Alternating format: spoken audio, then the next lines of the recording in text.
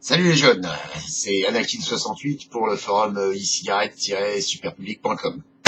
Alors ce matin, en prenant mon petit café matinal, en ce début de week-end, je me suis dit, ben tiens, puisque t'es en forme, puisque t'as la patate, puisque ça va mieux, puisque t'es sorti de l'hosto, puisque t'as eu plein de messages d'encouragement par les gens du forum à qui je passe encore un gros bisou, et ben pourquoi tu ferais pas une revue un peu globale de tout ce par quoi tu es passé depuis maintenant 2008, petit coup de café. Surtout pour renseigner ce qu'on appelle dans le milieu très fermé de la e-cigarette les newbies, parce que je sais que c'est valable en d'autres termes geeks, c'est-à-dire pour les gens qui se demandent comment ça marche, à quoi ça sert, comment c'est quoi qu'il faut faire pour pouvoir passer à les anciens fumeurs tourner la tête pour pouvoir passer de ça. Voilà, ça sent pas bon, très mauvais. C'est marqué dessus, vous allez avoir les pieds tout morts, hein, je sais pas ce que c'est que cette image à la con, mais peu importe. Pour pouvoir passer de ça, je l'éteins, à ça, qui est un truc beaucoup plus abouti, hein.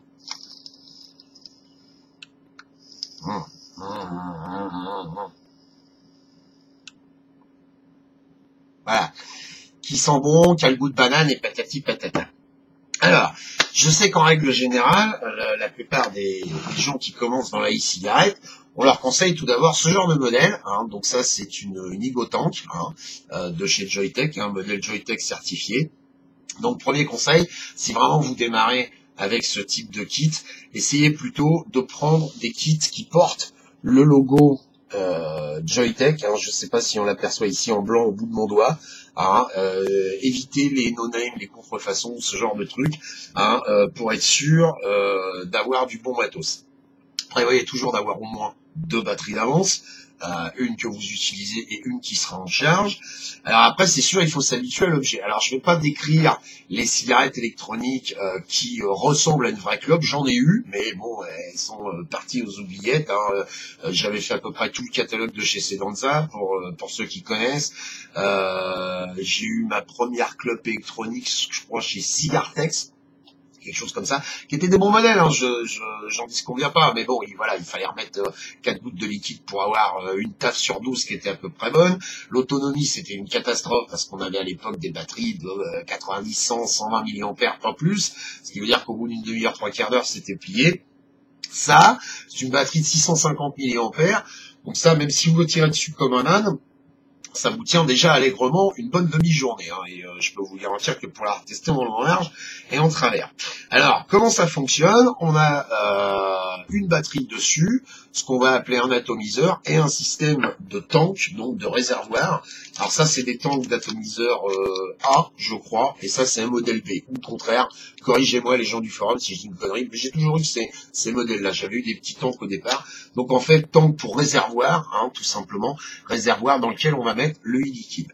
Donc n'oubliez jamais, quand vous le remplissez la première fois, de bien tourner d'un quart de tour, ou même d'un tour complet, pour être sûr que le petit opercule à l'intérieur soit bien pété. Vous laissez imbiber quelques minutes, et normalement, quand on appuie sur le bouton,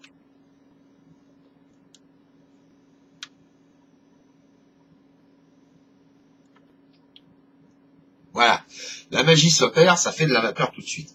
Alors après, ce qui est pas inintéressant avec ce genre de modèle, donc je vous l'ai dit, ça c'est une batterie de 650 milliampères, et ben c'est de passer à une batterie un ton au-dessus, en fait.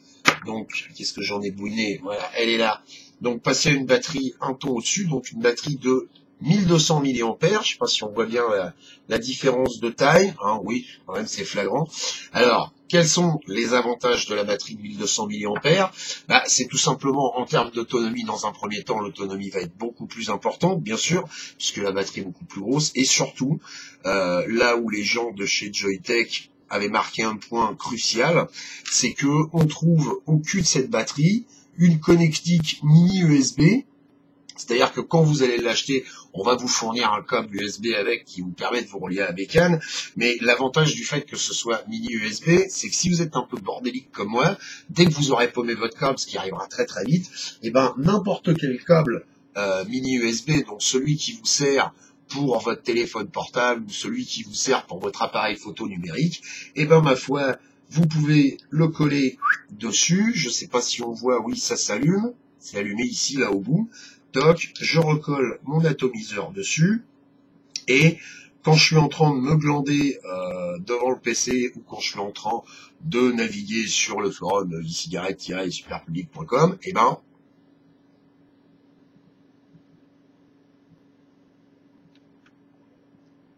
voilà, je peux vaper peinard, je suis pas emmerdé par le risque de panne.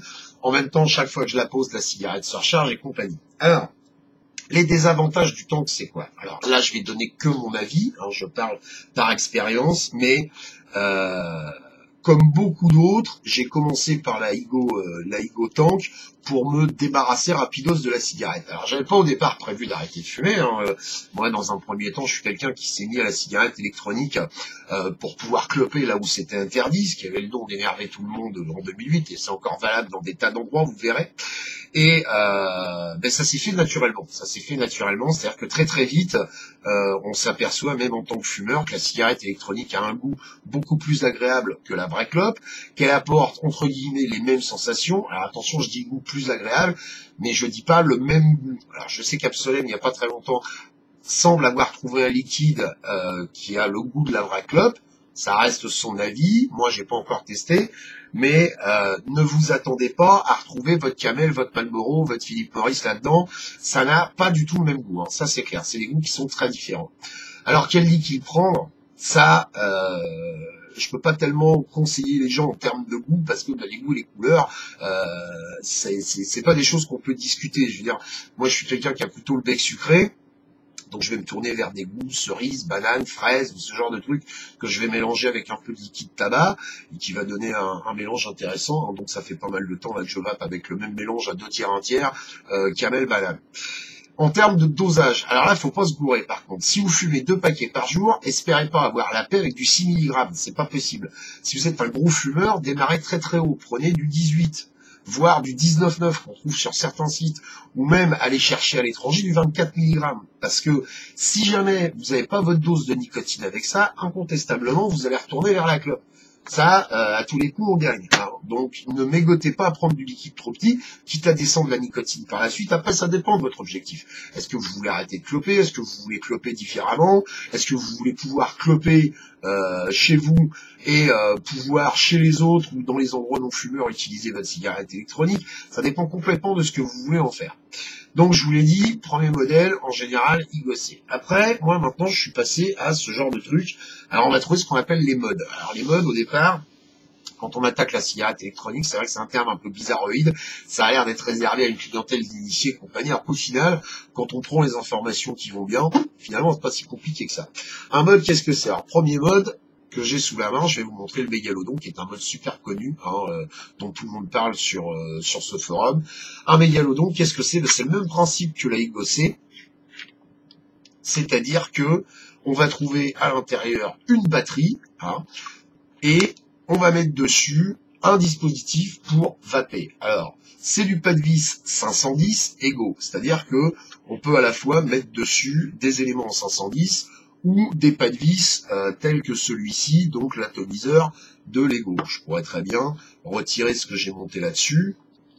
Toc.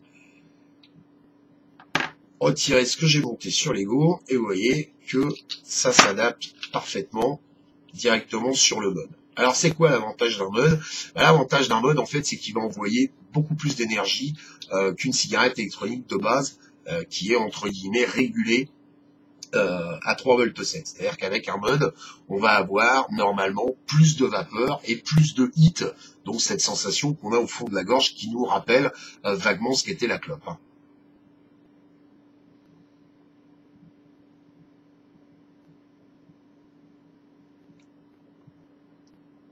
Voilà. Vous voyez que ça fait quand même un petit peu plus de vapeur que la Higo du départ. Maintenant, après, il existe tout un tas de dispositifs, alors qu'on appelle, en rigolant sur le forum, c'est un terme qui fait beaucoup rire, les Cliro carton machin miseur, qui de plus en plus se rétrécit. On est passé de Cliro carton machin miseur à machin miseur, et maintenant quand on dit miseur, la plupart des gens comprennent. Pourquoi? Parce que tout simplement, on va parler de cartomiseur, c'est-à-dire du carton de ce type-là, donc qui sont des cartos de 45 mm qui rentrent dans ce qu'on appelle un liquinator. Donc un liquinator, c'est quoi? C'est un réservoir avec un cartot de 45 mm à l'intérieur, cartot qui est percé. Alors il y a très peu de chances que vous aperceviez le trou, d'abord parce qu'il est en partie basse, et ensuite parce que c'est un trou d'à peine 1 mm, donc il n'y a aucune chance que vous l'aperceviez la webcam.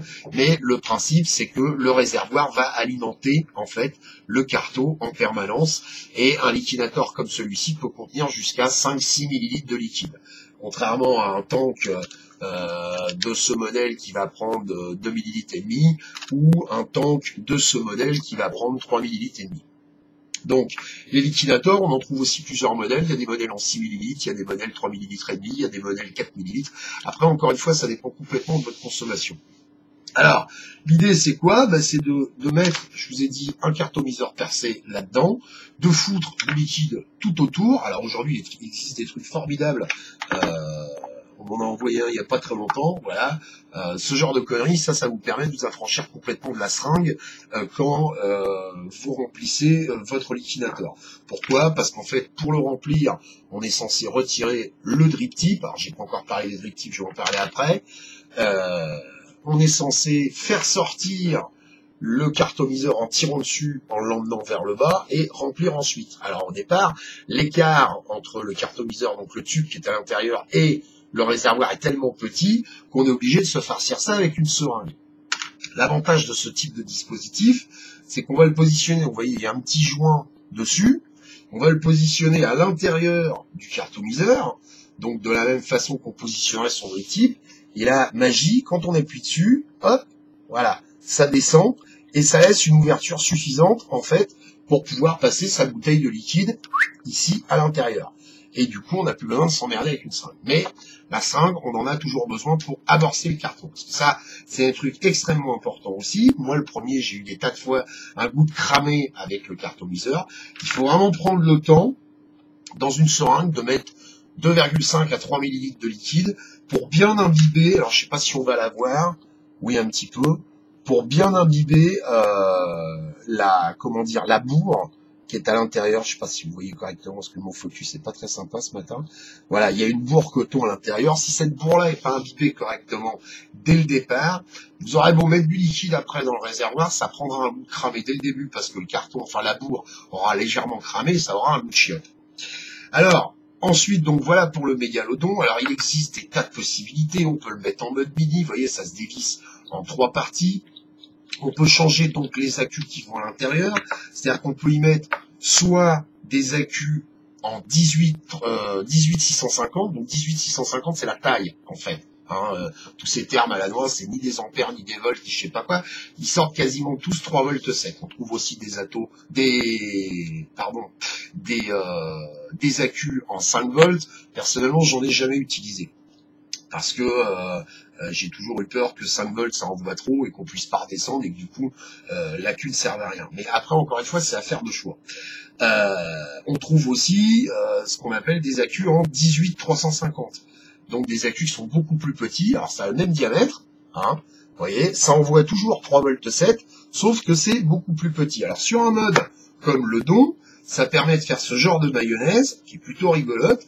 On va retirer donc en fait le tube central, vous voyez, celui-ci, toc, on le vire, on colle dedans. Alors on se gourre pas sur la polarité, sur le don c'est le moins vers le bas et le plus vers le haut.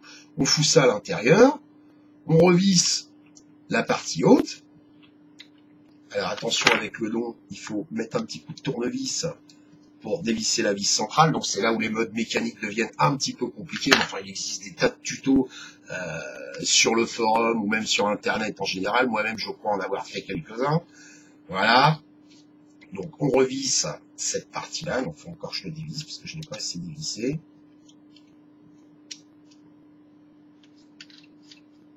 Toc. On peut remettre ensuite donc son Cliro, carto, machin, miseur dessus. Ce qu'on veut, c'est du pas de vis soit 510, soit Igo. Alors il existe des adaptateurs 510, 801, Igo 801, 801, 510. La liste est tellement longue que ça, je vais pas vous la faire en entier. Ensuite, alors ça se règle à l'oreille, donc c'est assez marrant. Là, il est réglé du premier coup. Et voilà, on se retrouve avec un objet plutôt rigolo, assez minuscule, assez marrant si vous cherchez quelque chose de discret.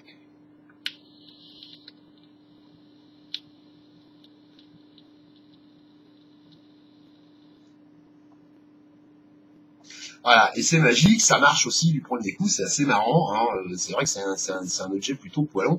Je me demande d'ailleurs si je vais pas rester un peu monté en mini-don comme ça, pour faire plaisir aux gens du forum qui veulent pas que je vende mon don tout de suite.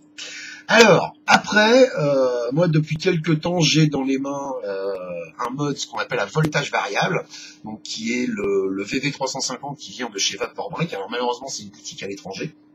On n'en vend pas encore en France. C'est dommage. S'il y a des vendeurs qui regardent cette vidéo, messieurs, fournissez-vous en VV350. Je suis sûr que vous allez faire un carton avec, parce que c'est vraiment un mode super chouette. Alors le mien a un pansement, parce qu'il lui est arrivé un petit accident, parce que quand on a des grosses patates comme les miennes, j'avais un peu laissé les boutons enfoncés, donc je les avais bloqués. Donc j'ai essayé de réparer le truc, je l'ai ouvert, j'ai arraché le câble, ça m'a coûté une soudure, patati patata. Ça, c'est les emmerdements qui arrivent. Alors, premier avantage de ce mode, évidemment, je vais être moins objectif qu'avec le reste du matériel, puisque c'est vraiment avec ça que je vape depuis maintenant 3 semaines et que ça marche du feu de Dieu. Premier avantage de ce mode, le prix, 17 $. 17 $ vendu tout seul. 35 $ vendu avec le chargeur et une paire d'accus en 18-350 à l'intérieur. C'est-à-dire que si vous rajoutez un billet de 15 balles, donc quand je dis 15 balles, 15 € pour acheter 2 accus supplémentaires en 18-350, vous avez pour à peine 40 $, donc ça doit faire à la louche 35 €, chose comme ça, un mode vraiment complet qui va vous permettre de vous balader entre le 3,7 V et le 6 volts. Alors, c'est pas du gros mode de professionnel, hein. Je vais pas parler du ProVari parce que j'en ai toujours pas. Pardon, excusez-moi, pardon. Mais un jour j'en aurai un jour je ferai une revue dessus, et celle-là elle fera mal. Mais ce qu'il y a de sûr, c'est que l'énorme avantage de ce modèle, c'est que vous allez pouvoir, en augmentant le voltage, obtenir plus de hit, obtenir plus de goût, obtenir plus de vapeur. Ce qui est rigoureusement impossible avec ce genre de modèle. Et vous verrez que, enfin là, moi je parle par expérience, au début c'est génial, et puis il y a des matins où on a envie que ça envoie un petit peu plus, mais malheureusement avec ça, on est complètement bloqué. Avec des modèles comme le Don, comme celui-ci, alors, il faut acheter les trucs de l'espace qui vont à l'intérieur, il y a un dispositif qui s'appelle le kick, mais enfin il faut le démonter, il faut s'y connaître un petit peu, sachant technique, en plus un kick c'est très difficile à trouver, je crois maintenant, donc c'est vraiment compliqué. Alors que ça, n'importe quel bebeu, vous voyez, quand j'appuie dessus, toc, j'ai le voltage qui s'affiche, alors comme ça flash un peu, c'est pas facile, ici il est marqué 4 volts, mais en se servant des 2 boutons ici qui sont dessus, je vais pouvoir baisser ou augmenter le voltage autant que je veux. Donc si je veux si je veux moins de vapeur et que ce soit moins fort, je peux le descendre jusqu'à 3 volts, donc 3 volts,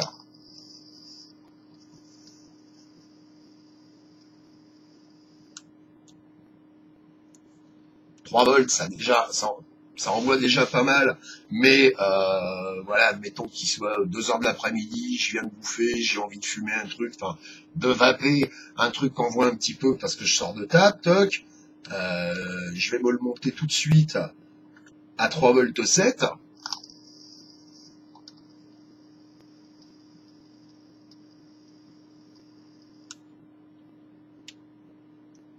Voilà, 3 volts 7, vous voyez la quantité de vapeur que ça développe, ça marche bien, puis premièrement au niveau de la sensation, c'est d'enfer.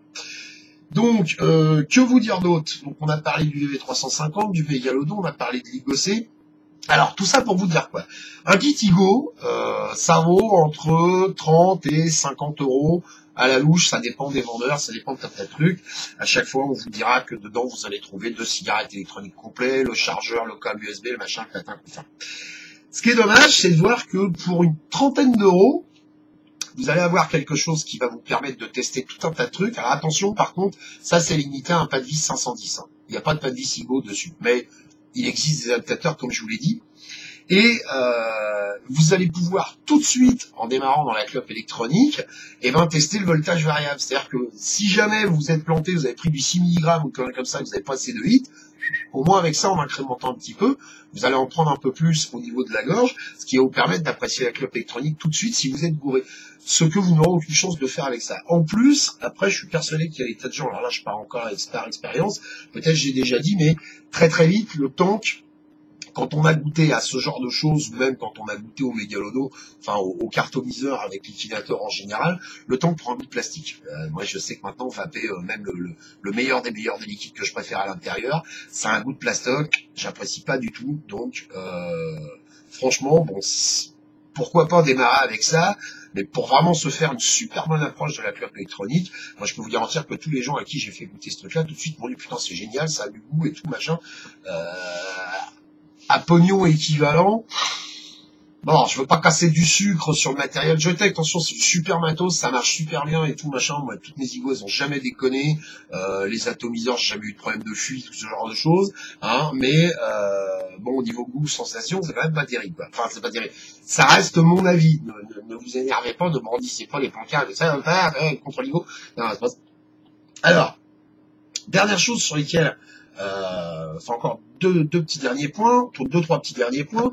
Pour les Igo, par exemple, quand vous démarrez, il existe aussi un tas de petits accessoires sympas. Hein. Alors, BDLOL, si tu regardes cette vidéo, la plupart du matos que je suis en train de présenter pour l'Igo, je vais te l'envoyer. Donc ça, je l'avais dit. On trouve par exemple ce qu'on appelle les tours de cou. Parce qu'il y a un truc qui est flagrant quand on commence avec la cigarette électronique, c'est que on sait jamais quoi en foutre, on sait jamais où la poser, on sait jamais où la mettre. On la fout sur la table, hein, à la moindre pichenette, boum, ça tombe par terre. Un petit tour de cou comme ça, c'est vraiment un gadget qui vaut 2 balles. Mais regardez, c'est bien branlé. Voilà, la clope électronique, elle est dedans. Le bouton, il dépasse ici. Je peux l'avoir, je me dresse un petit peu, je peux l'avoir autour du cou, donc il risque pas de se casser la gueule. Et au moins, en ayant ce petit système avec moi, voilà, dès que je lâche, ça reste là. Ça, c'est super pratique. Prévoyez ce genre de choses. Prévoyez ce genre de choses quand vous vous mettez à la clope électronique, parce que la cigarette électronique, à la base, c'est un dispositif qui est génial pour un mec qui reste à la maison et qui a rien à branler de ses journées, mais il faut quand même pouvoir l'adapter au monde réel. C'est-à-dire que dans le monde réel, qu'est-ce qu'on se travale? On se travale un paquet de clopes, on se travale un briquet, on a ça dans sa poche, quand on a envie d'en griller une, on sort l'un, l'autre, on allume, terminé. Avec la clope électronique, c'est un petit peu plus compliqué que ça, parce qu'il faut quand même avoir ce que j'appelle la petite boîte qui permet d'emmener le petit bordel dont tu as besoin. Alors, le petit bordel dont tu as besoin, qu'est-ce que c'est? D'abord, ça dépend de ce que tu vapes. Donc premièrement, si tu vapes avec un dispositif Igo comme celui-ci, si jamais tu pars le matin bosser et que tu rentres le soir, il va falloir au moins que tu mettes là-dedans une batterie de rechange minimum, ou éventuellement un câble USB si tu travailles sur informatique, mais c'est pas le cas de tout le monde. Après, tu vas être obligé de te trimballer ton indispensable bouteille d'e-liquide. Bien sûr. Donc, le liquide que tu as choisi, en fonction du goût, en fonction d'une cantine, toc, faut que ça rentre à l'intérieur. Après, idéalement, vaut mieux avoir un tank d'avance. Si jamais ton tank qui se met à fuir, il est naze, ou tu l'as paumé, il est tombé sous la table, ou dans un truc dégueulasse, ce genre de choses, toc, voilà, faut le mettre à l'intérieur. Il vaut mieux se prévoir aussi, avec soi, un atomiseur supplémentaire. Faut pas oublier que l'atomiseur, c'est du consommable. Donc, ça peut te claquer dans les pattes. C'est pas garanti à vie. Donc, dans ta petite boîte, tu vas mettre aussi un atomiseur. N'oublie pas non plus, pour pas pourrir ton bureau ou pour pas serrer une main graisseuse à tout le monde toute la journée, l'indispensable petit paquet de Kleenex. Ah ouais, du liquide, on s'en fout plein les doigts. Hein, tout le monde a pas des doigts de gonzesse super fins et compagnie. Et si tu trimbales un peu des boudins blancs comme les miens, quand tu vas foutre du liquide dans ton réservoir, tu vas en mettre partout. Donc vous voyez, ça, c'est le minimum. Ça veut dire qu'à côté de votre cigarette électronique, il faut quand même vous prévoir un petit bésanville, comme ça, où vous allez emmener votre boxon. Après, si jamais vous utilisez un dispositif plutôt cartoniseur avec liquidator comme ceci, il vous faudra emmener avec vous, ne l'oubliez pas, donc la batterie de rechange, donc là une 18350 parce qu'on considère que je me trimballe en mode mini-don, ou alors une 18650 si jamais mon don est monté en entier, ou si jamais j'ai un problème, parce que je mettrai là. Ben oui, parce que la panne de batterie à midi et demi, 1 heure sans pouvoir rentrer à la maison, pas de batterie, plus de clope électronique, pas de cigarette, là c'est la merde, vous allez tuer quelqu'un à pas midi. Donc il faut se prévoir une batterie supplémentaire. Ensuite, on a dit que vous vous trimballiez avec un système cartoniseur liquidateur, donc prenez un carton d'avance, on sait jamais. Celui-là, vous pouvez le noyer sur un remplissage, ou vous pouvez très bien le pourrir, ou peut-être il est en fin de vie, il est fatigué, il va falloir le changer. Toc, on le met à l'intérieur. Donc, pour recharger votre liquidateur, je vous l'ai montré tout à l'heure, il existe ce genre de dispositif, alors je crois que ça vaut 1,50 € ou 2 €, comme ça vaut vraiment une poignée de cacahuètes. Bon, moi, on me l'a gentiment expédié, hein, c'est gentil, mais vraiment, ça vaut que dalle, donc vous emmerdez pas la vie. Quand vous faites votre première commande, commandez-vous un truc comme ça marche bien. Et surtout, comme je vous l'ai dit, pour amorcer votre nouveau cartomiseur, si jamais il tombe en panne, et là, il vous faut une seringue. N'oubliez pas cette seringue-là. Parce que si vous ne pouvez pas amorcer correctement votre cartomiseur, vous aurez du matériel neuf, mais vous tomberez le bec dans l'eau, parce que malheureusement, vous ne pourrez pas en réarmer un. Donc, je l'ai dit, la bouteille de liquide à l'intérieur, Vous pouvez éventuellement, si vous avez de la place dans votre petite boîte, sacoche, ce qu'on veut, vous embarquer avec vous, pourquoi pas, où est-ce que je l'ai fourré? Voilà. Un deuxième liquidateur, soit préchargé, soit avec un liquide différent. Après, encore une fois, c'est des goûts et des couleurs, hein. Et ma foi, c'est déjà pas mal. Toujours votre petit paquet de Kinex avec vous, à moins que vous soyez pas loin d'un distributeur de sopalin ou de papier à queue, hein, c'est moins glamour, mais ça marche aussi, mais voilà, toujours se prévoir la petite boîte. Alors après, dernier point, les accus, les chargeurs. Alors, quand vous achetez des accus, que ce soit en 18650, ou en 18350, ou en 18, tout ce que vous voulez, préférez toujours prendre des accus AWIMR. Donc ils sont faciles à reconnaître, ils sont rouge vif, comme ça, sur la plupart des sites. J'ai pas vu d'AWIMR d'autres couleurs, peut-être qu'il en existe, mais en tout cas, j'ai pas eu l'occasion d'en croiser. Évitez ce genre de bouse. Moi, j'ai acheté ça un soir de déprime où j'avais un peu moins de fric. Hein. Bon, j'aurais mieux fait de balancer directement mon pognon par la fenêtre, parce que je crois bien que je m'en suis quasiment jamais servi. Et aujourd'hui, à part caler un meuble ou faire des vidéos de démonstration avec, ça sert pas à grand-chose. Après, prenez le temps aussi, soigneusement, de sélectionner le drip type qui va vous convenir le mieux. Tous les drip types n'ont pas la même forme, tous les drip types n'ont pas la même ouverture, tous les drip types n'ont pas le même aspect, parce que c'est bien gentil la cigarette électronique, mais on a envie que ça ait un petit peu de gueule aussi. C'est-à-dire que, par exemple, sur un dispositif comme ça, sur un liquidateur qui est noir en bas, noir en haut, personnellement, je vais préférer mettre dessus un drip type qui va correspondre, entre guillemets, à la couleur de l'intégralité du système. Voilà, pour avoir un truc, entre guillemets, all black. Mais bon, sur un mode argenté, comme ça, c'est pas très joli. Sur ce liquidateur-là, je me le réserve pour un mode qui doit arriver normalement dans 1 heure. Par exemple, sur un truc comme le VV350, qui est normalement complètement argent, si on enlève le pansement, évidemment, parce que maintenant c'est tout moche, mais quand même à la hauteur, ça se voit pas. Et ben, j'ai mis un petit liquidateur métal que j'avais acheté chez Christopher, qui a belle allure, et puis ma foi, qui a un rendu plutôt sympa. Au niveau de la batterie, c'est pareil. Si vous savez que vous vous cassez de la maison pendant pas mal de temps, il faut pas oublier de vous envoyer un chargeur. Alors, l'aspect super pratique de LIGO, évidemment, c'est ce que je vous disais tout à l'heure. Le moindre câble USB suffit à recharger votre batterie ou à vous coller sur un PC. Maintenant, il faut vraiment être dans un endroit bizarroïde pour ne pas avoir accès du tout à du matériel informatique. Après, avec le VV350, j'ai reçu ce type de chargeur, donc qui est fourni avec. Alors, méfiez-vous, parce que c'est des prises à la con. Vous voyez, ça, c'est vachement collé au chargeur en lui-même, et ça va se brancher de partout. Si jamais votre prise est trop épaisse entre l'endroit où se trouve le trou pour mettre les broches à l'intérieur, ma foi, vous serez pensé, ça rentre pas. Après, moi, je vous conseille, si jamais vous vous lancez dans la WIMR, donc ce type d'accu, c'est d'acheter un chargeur, un peu plus polyvalent, donc de ce style-là, hein, compte tenu que les broches dessus sont amovibles, vous voyez, comme ceci, et que ça charge, comme c'est écrit sur le côté, de 3V2 à 3V7, c'est marqué là, mais on n'y voit rien parce que mon focus est en grève, je vous l'ai dit, mais bon, croyez-moi sur parole, c'est écrit là. Là, vous allez pouvoir recharger là-dessus, soit des 18350, soit des 18650, etc., etc., etc. Donc ça, c'est vraiment le chargeur plus polyvalent. Mais, néanmoins, voilà, ça veut dire qu'avec une cigarette électronique qui fonctionne avec un accu IMR ou enfin un accu quelconque, il va quand même falloir à minima se trimballer ça si vous quittez votre lieu de vie, entre guillemets, pour pas mal de temps. Donc c'est quelque chose qu'il faut prendre en compte. Voilà, je pense avoir refait le tour de la question. Alors après, pour ce qui est des cartos bidulos, machin miseur, voilà, ici par exemple j'ai, alors il est emballé, je le laisse emballer, c'est exprès parce que c'est du matériel que je vais offrir à droite à gauche. Donc ici on a ce qu'on appelle un clearomizer, donc c'est un truc avec des mèches. Alors en général, l'avantage des Clio, c'est que ça a plus de goût, plus de saveur, mais au niveau du hit, c'est pas terrible. Donc pour trouver un compromis intéressant, il vaut mieux avoir un voltage variable ou un mode qui va envoyer la purée au niveau du goût. Hein. Par exemple, ça c'est du 1,5 ohm, je crois, sur un niveau, ça rend que dalle.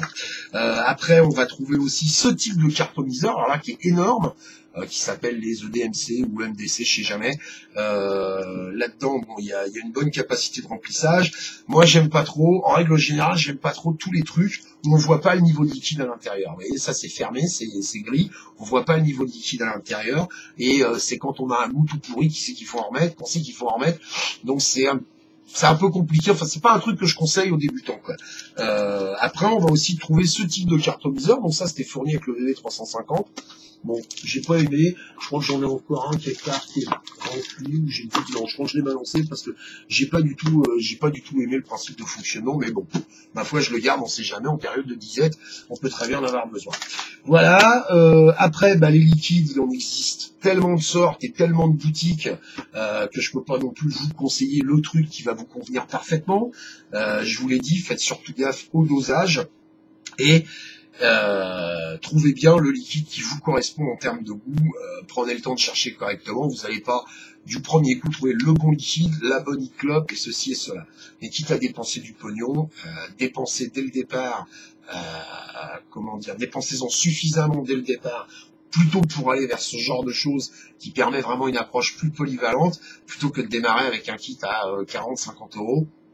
Et sur lequel vous serez ensuite obligé de revenir et en dépensant un max de blé. Alors pour vous donner un ordre d'idée, un mégalodon comme ça vaut à peu près une centaine d'euros. Moi c'est ce que je l'avais payé à l'époque.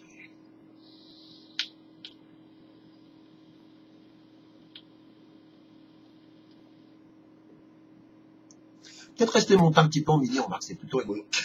C'est ce que je l'avais payé à l'époque. Bon, c'est un bel objet, voilà. C'est, si je me souviens bien, le don, je crois que c'est fait à la main, je suis pas sûr. Ou c'est usiné à la machine. En tout cas, c'est un truc qui est quand même assez particulier, qui a un aspect assez particulier. Alors l'allure, ça, faudra vous y faire. Après, il faut aussi être capable de se trimballer dans la rue avec un bordel comme ça. C'est vrai que ça passe pas inaperçu. Conseil que je donne aux gens qui démarrent dans la cigarette électronique, choisissez-en une, alors après que ce soit une Igo, un mode ou ce genre de truc, mais choisissez-en une qui ressemble pas à une vraie clope.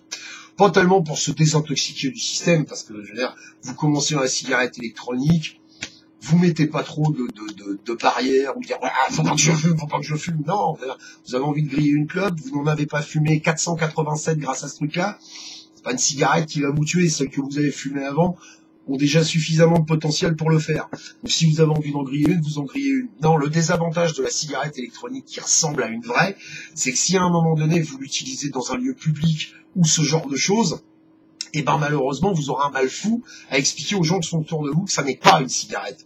Alors que ça, je mets au défi quiconque de le confondre avec une vraie clope. Je vous fais le comparatif si jamais il y en a parmi vous qui sont pas encore sûrs, ou même par rapport à ça, voilà, je veux dire, il n'y a aucune comparaison possible. Donc voilà un peu ce que j'avais envie de dire ce matin aux gens qui débutent. Je vais finir mon café quand même parce que sinon il va être froid, ça va être la merde. Café froid sans sucre, c'est imbuvable. Alors ne buvez pas de café froid sans sucre, c'est bon. On n'a pas encore inventé le e-café, mais bon, on verra. J'espère que cette vidéo vous sera utile. En tout cas, toutes ces informations-là, je les ai glanées grâce à tous les membres du forum qui m'ont toujours tous donné un super coup de main pour que ça se passe bien au niveau de la vape et pour que je puisse en profiter un maximum. Il n'y a pas de questions stupides, n'hésitez pas à les poser sur le forum. Je vous redonne l'adresse, c'est www.icigarette-public.com. Oui, je la lis sur mon écran. Non, je la connais toujours pas par cœur. Désolé, c'est comme ça. Je vous fais des grosses bises à tous. Je vous souhaite de prendre énormément de plaisir avec vos cigarettes électroniques. À bientôt et n'oubliez pas que may the vape be with you. Ciao, ciao.